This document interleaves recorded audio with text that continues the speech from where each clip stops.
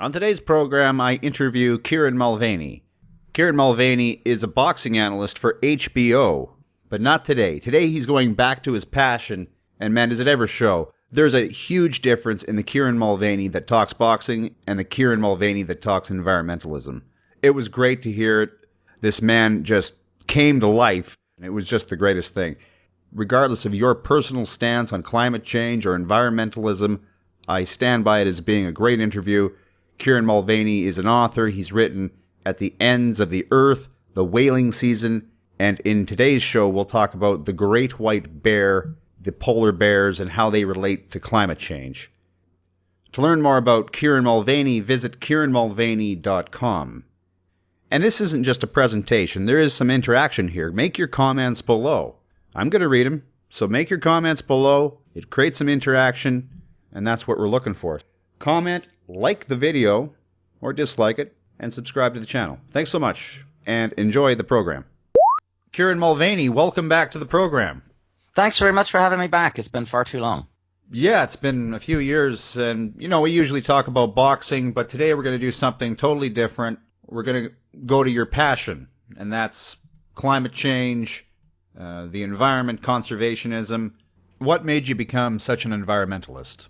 Well, that was really, it was my first love, and for a large part of my life, it was my life. I'm one of these people who was very fortunate. My parents had books, and I had lots of, National Geographic and Reader's Digest books about the world, and I would sit and read through these and flick through these. And my father was in the Navy as well, and he would tell me about his travels and would show me photographs of his travels, and it made me very curious about the world and wanting to see the world. But I kind of wanted to do what my dad did and see the world, but without the whole killing people thing. Quite early on, I became very interested in the idea of always loved animals, and very early on into the idea of protecting wildlife and the environment. And I started to do some work with a couple of environmental organizations in the UK out of school when I lived there. And that kind of blossomed into a couple of other things. And one thing that I became very interested in was whales and dolphins in particular. And I ended up co-founding an organization called the Whale and Dolphin Conservation Society when I was 19. And that's still going very well. And I'd been doing that for a little while when Greenpeace came and knocked on my door metaphorically and said, hey, look, we like what you're doing here. Would you like to come and work with us? And obviously, if you care about whales and dolphins, and especially if you want to stop whaling, there's nowhere else you'd rather go than Greenpeace. And I ended up leading a number of their expeditions to the Antarctic to go looking for the Japanese whaling fleet and to try to stop them from hunting whales. And I did that for quite a few years. And then when I left them in '95, worked with them on a consultancy-based basis, worked with a number of other different groups, then moved to Alaska and started to do a lot more specifically Arctic stuff. And that was just around the time where climate change was really becoming an issue. And ended up working with a couple of explorers who became the first people to make it to the North Pole across the ice of the Arctic Ocean during spring. Most of them do it, during later in the year, before when the ice hasn't melted, basically.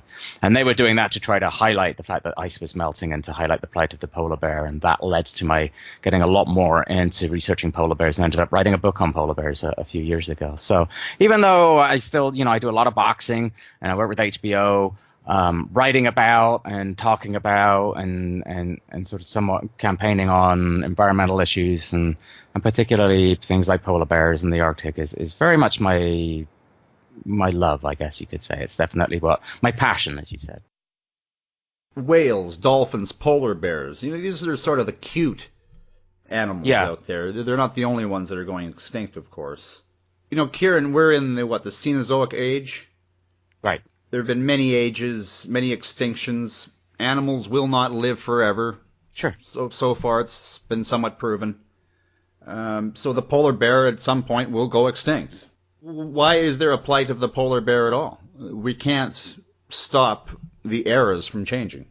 Sure. Well, although one would argue that we have, in fact, there's an argument that now this should actually be called the Anthropocene because of the Anthropocene era, because of the extent of the changes that we've wrought on the global environment. So it's actually an interesting philosophical question. On the one hand, you could say, well, look, in 5 billion years, the sun's going to swell up to a red giant and eat up the planet anyway.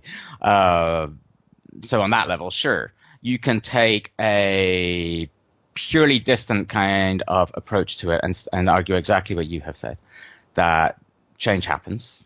Whether we don't have to dodge Tyrannosaurus Rexes because they're not around anymore.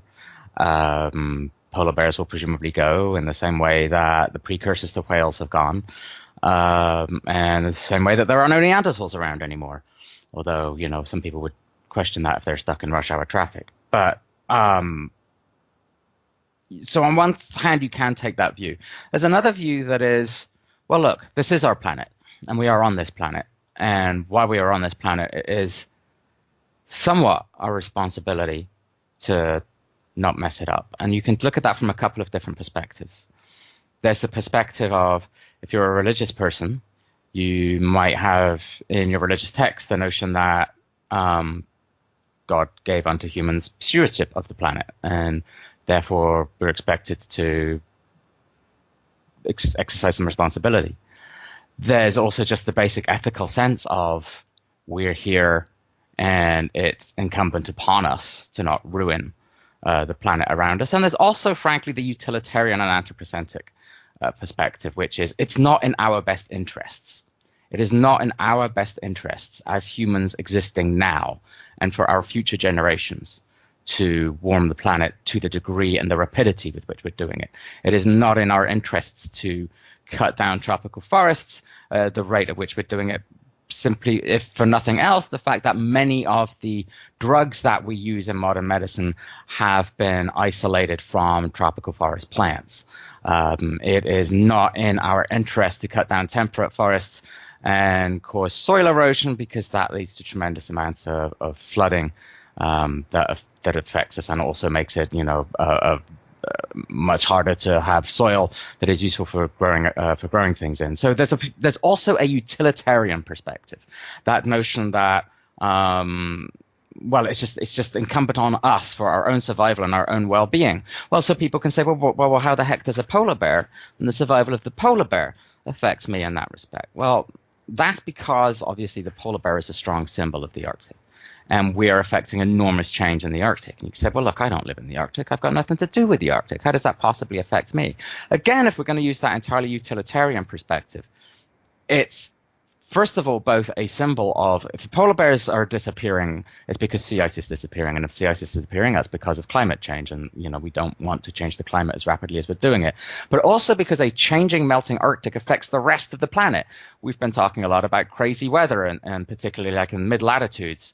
Over the last couple of years, and some of that might be like we might be having more extreme winters in, say, the north of the United States because a warming Arctic is changing weather patterns and so on and so forth. So we might want to care about polar bears because we just want to care about polar bears. We might want to care about polar bears because we feel that for spiritual or religious reasons it is incumbent upon us, or we might want to care about polar bears because, frankly, we're selfish and we think, well, shoot, we don't want to be messing the planet up to the degree that we're messing it up because it's just not going to be in our interest. And if the polar bear is disappearing, that doesn't work well for us. We better do what we can do to save the polar bear. So there are various different ways and different reasons to approach that and to be concerned.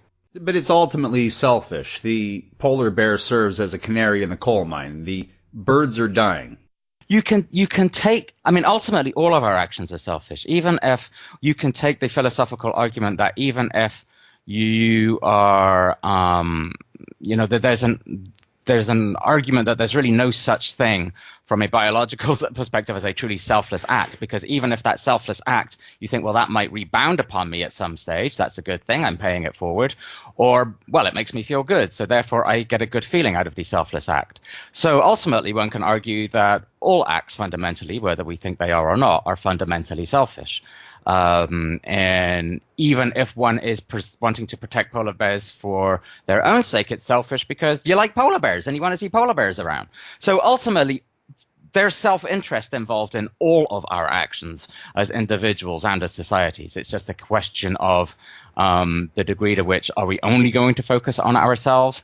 Are we only going to focus on ourselves here and now? Are we going to think about the consequences of our actions down the line, so on and so forth? So there are all those different ways and different means for looking at it and caring about it. Okay, so there are reasons to care, but is it true? If you listen to Alex Jones, he'll tell you that the mainstream media is lying to you, that they're only showing you the pictures of the stranded polar bear on the iceberg, not telling you that polar bears can swim.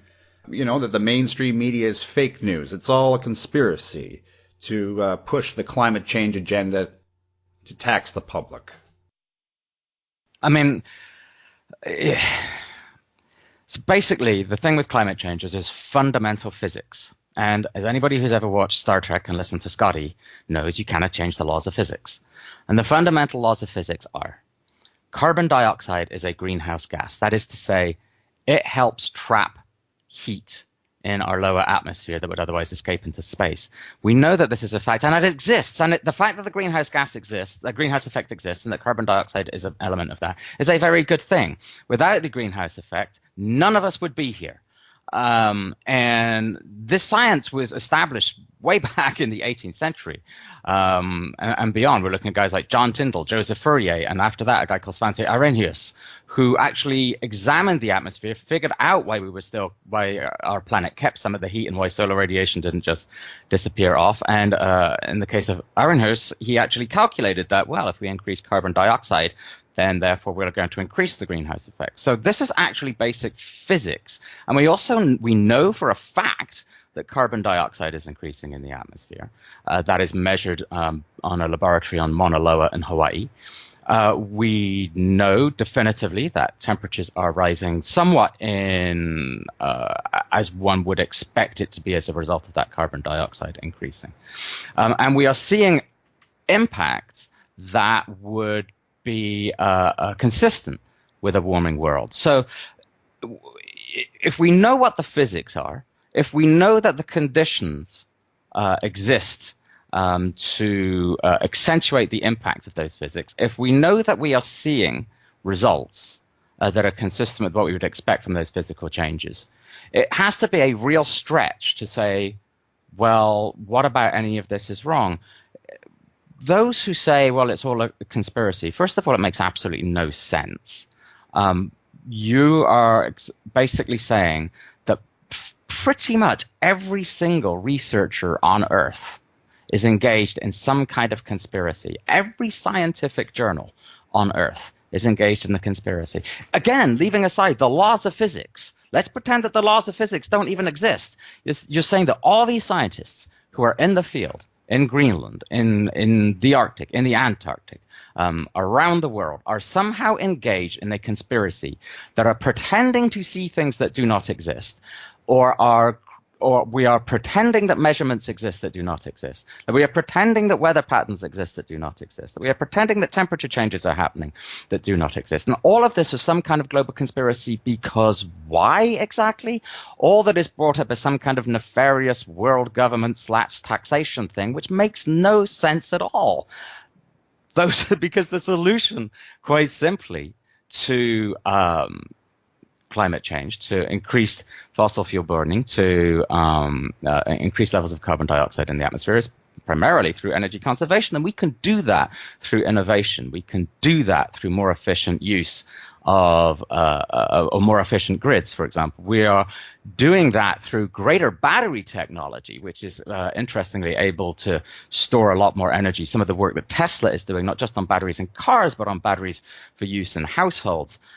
We can do that through greater energy conservation, none of which we could do that just through putting solar panels on our roofs. We can do it through putting plants and gardens on top of roofs of skyscrapers in the cities.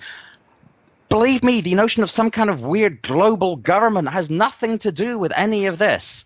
That is simply a result of tremendous lobbying by fossil fuel companies, even all of which now themselves even acknowledge the reality of global warming, to try in the past to force off any kind of effort to modulate or moderate or legislate against what's happening. And even the fossil fuel companies now will admit that they're investing in alternative energies. Even Exxon has been been forced to somewhat admit that they did studies into global warming back in the 80s internally and realized that it was in fact true, and they tried to cover it up. So if anybody tries to say, well, it's just a conspiracy, there's just not a sensible conversation that you can have with them, because there is mountains upon mountains upon mountains of data, huge amounts of observations, and again, there's inconvenient laws of physics. So it's simply a question, really, of what we need to do to try and address the situation. Let's look at the numbers. So let's be scientific about it. Are the polar bear populations increasing or decreasing by the numbers? So one of the difficulties that we have, some of them are decreasing. A couple of small ones seem to be stable or increasing. And for others, we simply don't have enough data. So if we look, for example, at the polar bears of the Beaufort Sea, they do not appear to be in a particularly good state. They appear to be declining. Just a little bit further to the west, some of the polar bears of the Chukchi Sea seem to be relatively stable. And you might say, well, why is that? That doesn't kind of make any sense whatsoever. Why would polar bears right here be declining, and why would polar bears over here be relatively stable? And that points to some of the complexity inherent in some of this. So it seems that in the Chukchi Sea, for example, the sea there is a bit shallower. And that creates conditions wherein a sea ice is able to last a little bit longer, particularly given that you have a couple of large islands there in the Chukchi Sea, which help disrupt the currents and help enable the sea ice to maintain a little bit longer. And polar bears need sea ice. So in this particular area where the sea ice is a bit more persistent, they're doing better. The Beaufort Sea, the sea ice is pulling away from land, and the Beaufort Sea is the area that's just north of Alaska.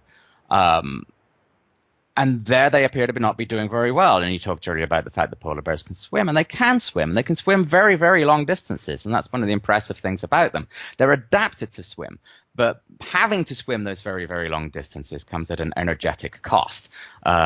Everything in the Arctic comes at an energetic cost. You want to have to use up as little energy as possible.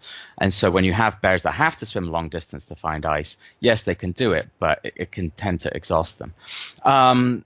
Hudson Bay, in Canada, the southernmost population, looks to have stabilized over the last couple of years somewhat, but the trend unmistakably is down, and that is simply because sea ice is melting earlier in spring and freezing later in fall. So they just have less time out on sea ice, and that is the problem that's affecting polar bears generally. There are a couple of small populations in the Canadian archipelago that there are a couple of studies of recently, and they're really quite small. We're talking like a couple of hundred, and they appear to be relatively stable.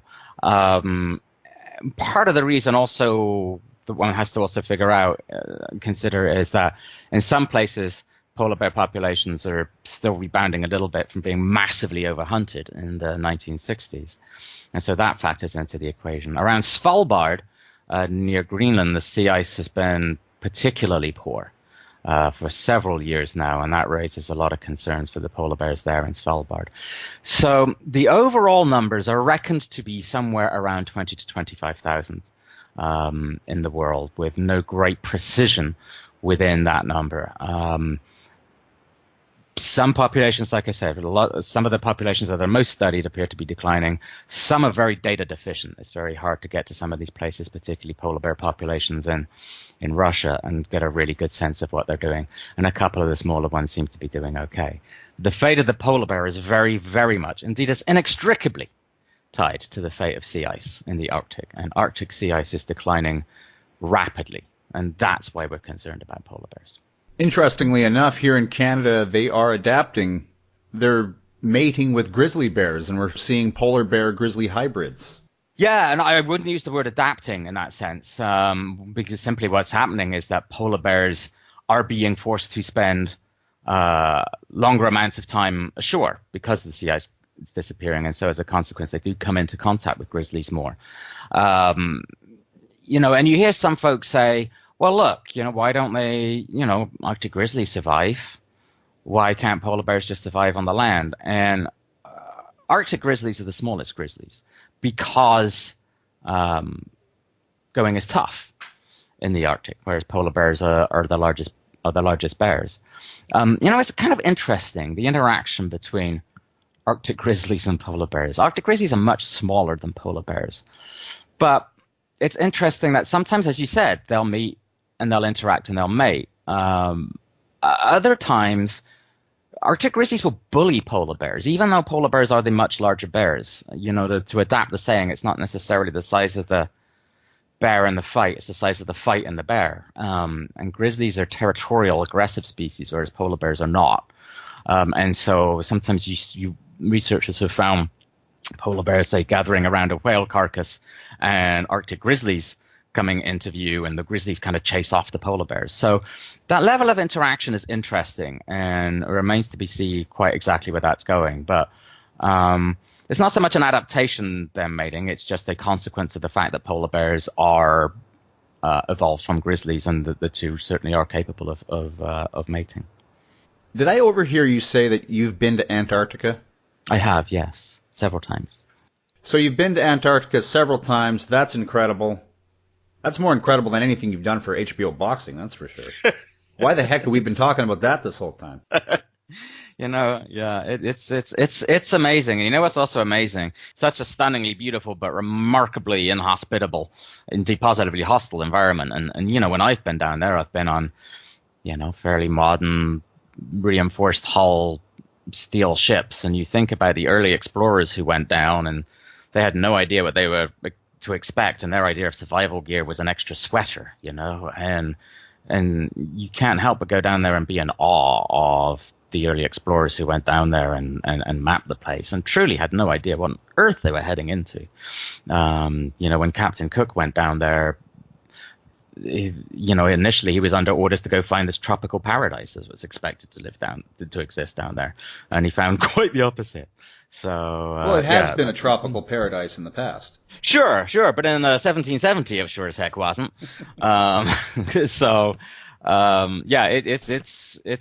It's an amazing place. You're like expecting Hawaii, and you get Antarctica. That's a bad vacation. Right. He should have stayed down there. It didn't work out for him when he went to Hawaii. It all ended horribly. But why don't we just take all these polar bears and round them up on giant tankers and take them to Antarctica and start reinvigorating the populations there? Wouldn't that work? Excellent question, and one that's often raised. The big difference is that, we look at the Arctic and the Antarctic, and we think they're fundamentally the same because they're both very cold. The Antarctic, and specifically the continent of the Antarctic, is a much more difficult environment than the Arctic. There's just not enough to sustain polar bears in the Antarctic. They would probably rip through the continent's penguin populations in a matter of years. And that would be the end of it. Polar bears are very specifically adapted. They eat a number of different seal species, but they very specifically adapted to eat a very particular species of Arctic seal called the ringed seal. And the reason they've adapted to eat them is because ringed seals use these claws to make breathing holes for themselves, and polar bears are basically able to focus on the breathing holes of the ringed seals. But there's nothing like that for polar bears to survive on. The ocean around Antarctica already has a dominant predator in the form of orcas. There would just be no niche in which polar bears could fit. And the Antarctic, as cold as the Arctic is, the Antarctic is much, much, much colder and much harsher. So that wouldn't work. And secondly, although it's been very interesting, and no one's entirely sure why, although there are competing theories, although Antarctic sea ice has actually been very slightly increasing over the last number of years, even as Arctic sea ice has declined. We don't know if it's a temporary blip or not, but this last year it's decreased dramatically, and we don't know whether that's flipping. Well, we just lost the Larsen Sea Shelf, no? Right. Well, you've got two different things going on here. So you've got the Antarctic sea ice surrounding the continent, which is the rough equivalent of what polar bears deal with. And then you have land-fast glacial ice, the ice sheets, and so on around Antarctica, and they are indeed far from growing; they're disappearing. Larsen has been falling apart. First Larsen A, Larsen B, and now Larsen C. You have other ones. You have concerns about the Wilkes ice shelf, and so on and so forth. So those are in very grave danger. Indeed, the entire West Antarctic ice sheet is possibly over the course of decades or more, or centuries or more, in danger of collapsing completely. The other thing, by the way, with the whole polar bears to the Antarctic thing, is there's a difference in the way that the sea ice behaves around the Antarctic as the way to which it behaves in the Arctic. Basically, it stays in the Arctic all year round. It melts considerably during the summer, but there's still some there, and there's a place for the polar bears to kind of hang out, and then it grows again in winter. It pretty much all disappears completely in the Antarctic and then starts all over again. So the nature of that ecosystem down there is more different than you would expect, even though they are both sea ice environments. What's the relative temperature? Like the temperature in Antarctica versus the temperature in the Arctic? Now you've got me on the spot. You know, all I can tell you, right, is from experience. And when I've been down in the Antarctic in summer, when you say it can get pretty, you know, when you're basking in it being pretty warm, it's like 5 or 6 degrees Celsius, you know, and you're just like, wow, this is fantastic. Whereas I forget offhand. I couldn't even begin to tell you a figure because I just don't have it off the top of my head. But the coldest temperatures ever recorded on Earth anywhere are in the Antarctic, and not so much in the Arctic. You know, human beings can live in the Arctic, of course, as we well know, as Canadians well know. There have been populations living up in the Arctic for centuries and millennia even. Not the case in the Antarctic. It would be ridiculously difficult for that to happen. Is climate change a fact, or is it still a theory? I mean, because, you know, you look at the States, right? It gets very cold in Boston and New York. Some of these are record snowfalls. Okay, well, there's an important thing to point out here, and people latch onto this when they say, oh, climate change is just a theory. Even scientists will tell you that. In science, everything is a theory. Gravity is a theory. The Big Bang is a theory. That's just the nature of scientific terminology. However, you know, I think it's one of the difficulties that scientists have sometimes in talking to the public, because they will not express anything with 100% certainty. However, it's as close to certainty as we can get. And part of that, a large part of that, relates to the laws of physics that I talked about. We know that carbon dioxide is a greenhouse gas, right? We know that. We know that carbon dioxide is increasing. We know that temperatures are increasing.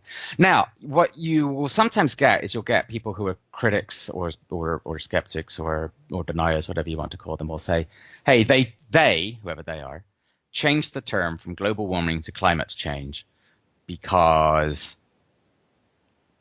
you know, they wanted to be able to put, you know, all changes down to this. And it wasn't always warming. Things weren't warming the way that they said it would. Well, there's a couple of answers to that. First of all, the Intergovernmental Panel on Climate Change was established in the 1980s. And scientists have indeed been calling it climate change rather than global warming for a long time, precisely because even though the fundamental global mean average temperature is increasing as a result of the increased greenhouse effect, the enhanced greenhouse effect, that can manifest itself in different ways at different times regionally. And the most significant element of climate change is extreme weather events. And they can be depending on various local factors in various different ways. That can be drought in California. You can be having drought in California at the same time as you're having extreme snowfall in the Northeast. And the two can both be a component of climate change. And you'll get cynics and skeptics saying, oh, come on, you're just saying everything is climate change. But there are reasons why that can be so. So why, for example, would you have greater amount of snowfall in Boston in a winter because of climate change? Why would that make sense? Simply because it appears as if, and this gets us back to the thing at the very top of the show, how did declining polar bear habitats affect me? As sea ice declines in the Arctic, so ice is very high in what's called albedo. It reflects the sun's light. As you lose sea ice, you then have much more open ocean. Ocean is dark. It doesn't reflect the sunlight. It absorbs sunlight. That causes greater heating. And not only does that have a feedback effect and cause you to lose more ice, that also means that a greater amount of heat is rising from the Arctic. What that then does is disrupt the wind patterns that go around the Arctic, breaks them up, allows Arctic weather to descend down to the likes of Boston or here in Vermont. And meanwhile, you have the Atlantic Ocean is warming. So you have the cold air from the Arctic hits the warmer, moist air that's coming out of the Atlantic Ocean. That creates an environment for high precipitation, which, because of the air temperature, falls to snow. So that is how, for example, global warming can cause greater amounts of snowfall in Boston. And one of the things we would expect is more extreme winters in, for example, New England, where I am now. So you would have periods of relative warmth, as we've had this last winter, and nothing happens, followed by extreme snowfalls, which is what we had again this winter. So we're not entirely sure why it is that it is the extreme end of things that are affected more than more moderate things. I actually just recently talked to a researcher. I wrote an article about the fact that this one guy's done a study, and he's shown that air turbulence is almost certain to increase as a result of climate change affecting wind patterns and wind speeds. And he's found that extreme air turbulence is likely to increase at a far greater amount than moderate air turbulence. And he said, I still don't know why exactly that is, but it's weather extremes, it's climate extremes that are the things that we're most likely to see, and indeed are already seeing, whether that be long droughts, whether that be extreme rainfall, even in places, whether that be extreme snowfall. We can somewhat predict to a broad sense this region would be expected to experience this region would be expected to experience that. But on a short-term level, how weather reacts to a changing climate is less predictable than how in the long term, how climate is likely to change as a result of increased greenhouse gases. Okay, so climate change is real. Oh, yeah. I mean, everything is falling into place as it would be predicted to happen, right? Wow, if carbon dioxide increases to such a level, temperatures should probably increase to such a level, and that's kind of what they're doing. Now, also, by the way, you have a bunch of people say, oh, well, the temperature hasn't increased since 1998. That's factually incorrect, by the way. 1998 was an extremely warm year because of a very high El Nino, but it is incorrect to say that the temperature hasn't increased, that there's been a pause in global warming. The last 3 years, for example, have been progressively, 4 years, I think, even been progressively the warmest on record. So when you have, these temperatures are increasing, and when you have, we're creating these circumstances that would cause temperatures to increase. And when you have all these other changes, for example, species migrating into different areas and so on and so forth, all the evidence is there to say, yes, this is absolutely happening. And if there is an alternative explanation for why temperatures are increasing, if there's an alternative explanation for why animals are migrating, if there's an alternative explanation for why we're having more extreme weather events, if there's an alternative explanation for why sea ice is disappearing in the Arctic, nobody knows what the heck it is. There's no other explanation. It isn't because the sun has increased its output, because that's not the case. It isn't that Earth's orbit has changed, because that's not the case. It isn't because there's been a wobble in Earth's orbit, because that's not the case. These are all the other factors that are involved in causing Earth's climate to change over the long term that it has done in the past. None of that is happening, and the climate is changing at a very, very rapid pace. So if somebody out there is able to figure out some reason other than increases in greenhouse gases in the atmosphere for why these changes are happening, a lot of people would love to hear from you. Okay. So I buy it. Is there any hope for us, or have we already reached the tipping point and the Holocene extinction is inevitable? That's an extremely good question. And I don't know that. And I think it's kind of a broad question. So Yes, there's hope, basically, in that the solutions are within our grasp. And it's just simply, it is simply a case of, look, U.S. carbon dioxide emissions are now at something like 2005 levels, I think. The U.S. has reduced its carbon dioxide emissions. Partly that was initially due to the economic downturn, right? So there was less industrial output, people were using less energy and so forth. But it's continued beyond that as the economy has picked up. And that's partly the result of greater energy conservation measures, greater fuel efficiency standards, so on and so forth. So that's So that's good. China, thank heavens, appears to be aware of the role that it is playing and is investing very considerably in wind power and solar power. So yeah, absolutely. Now that all said, so yes, there are great improvements in technology, like I mentioned, battery technology. Solar panels are becoming much more efficient. The wind industry now in the United States employs more people than the coal industry does, for example. So yeah, absolutely. The problem is that there's a lag effect, that the carbon dioxide that is in the atmosphere now is going to stay there for a while. So we are going to continue to see impacts, even if we somehow stopped emitting carbon dioxide tomorrow, which isn't going to happen. We would still continue to see impacts. So there are concerns that, for example, the West Antarctic ice sheet is a dead ice sheet walking, that already it is undergoing a process of decay and decline that over centuries is irreversible. That's a problem. But we don't know that that's for sure, and that doesn't mean that we should just all give up and move into high mountain ranges to get away from coastal flooding. So the steps are there; they're incumbent upon us all. It's all pretty easy for us to do. It's a combination of technological developments and energy conservation. It's absolutely there.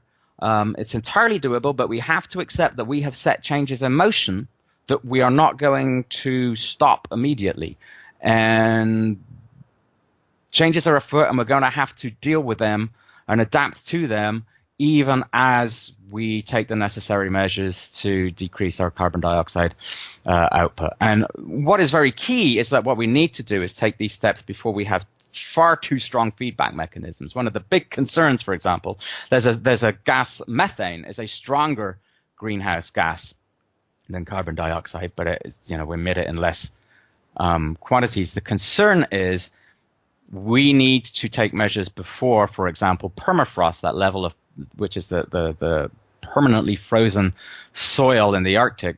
If it starts to melt and release in large amounts and releases methane, then you're going to have very large feedback mechanisms, and then things may not be stopped. So the sooner we can take action, the better. We already are taking action. Carbon dioxide emissions from, for example, the United States and indeed some European countries are already declining. However, there is a lag effect, and we're going to have to buckle up, and things are going to get worse before they get better. Brilliant show. Really enjoyed myself. Learned a lot. Thanks so much, Kieran. The book is The Great White Bear, A Natural and Unnatural History of the Polar Bear. Kieran, how can the audience get in touch with you? Twitter's always good, at Kieran Mulvaney. You can always reach me there.